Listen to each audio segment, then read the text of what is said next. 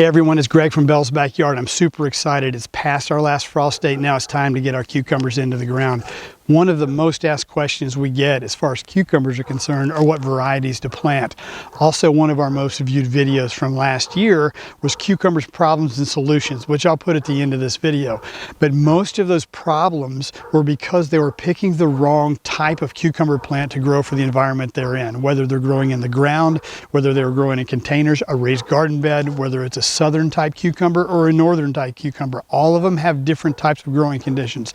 Now what we're going to do is we're going to show you the 6 different varieties that we're going to be growing in our beginner gardener test bed out here. We're going to go over how they grow in the environment that they grow in. Hopefully it'll help you pick out the right cucumber plant. Let's go ahead and get started. Now most of the seeds we're going to be growing in our garden this year are coming from Hoss Tools, and what I'm going to do is leave an affiliate link below. They've got an incredible selection and their seed quality is fantastic. But let's go ahead and get to the first one. Now the first cucumber we're going to be growing is called the Beit Alpha cucumber. Now this has a pretty rich history. It was developed in the Beit Alpha kibbutz region in Israel, so they also call it the Israeli cucumber. If you have a problem with pollinators, if you don't have enough bees or you have pollination issues from years past, this cucumber does not need a pollinator in order to produce fruit. So usually if you're in the southwestern part of the United States, or if you're somewhere that doesn't have a lot of bees or pollinators, this cucumber is going to be perfect for you. You know those seedless cucumbers that are in the grocery store that are long and skinny and say they're seedless and they cost you about $5 a piece? This is the Beit Alpha cucumber.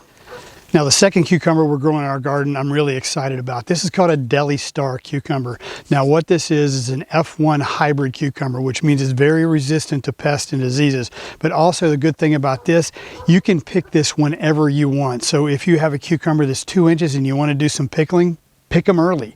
If you want to let them grow to their full size, which is 7 inches, use them for a slicer, you can do that too. So throughout the growing season, you don't have to have separate plants for pickling or for your slicing cucumbers. You're going to be able to get this all off of one plant. So the Delistar cucumber is one that I would select too.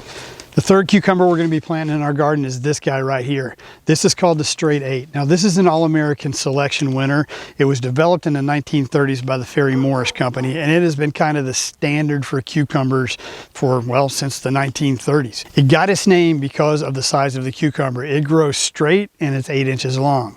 The cucumbers are vigorous, they grow and produce in abundance, and they're pretty resistant to pests. Over the years, the Straight A cucumber has been the go-to choice for growers and for backyard gardeners. Try giving this one a chance. Now the fourth cucumber we're going to be growing in our garden is this one right here. This is called the holler slicing cucumber. Now I've never grown this one before, but it was recommended by my friend Danny, who lives about a half mile down the street. He absolutely raved about these things. What these are is an F1 hybrid tomato that was developed by Hoss. It's supposed to have an incredible disease resistance and also some pest resistance. Now, since this is going to be the first year for us growing in this environment, in this garden, I'm really not quite sure of what I'm going to get as far as disease goes. So I'm really excited to see what the results of these are going to be. Now for those of you who are doing raised garden beds or a container, I haven't forgotten you. I've got 2 really good recommendations, and we're actually going to do it out here in our container garden. The first one is this guy here. It's called the pickle bush.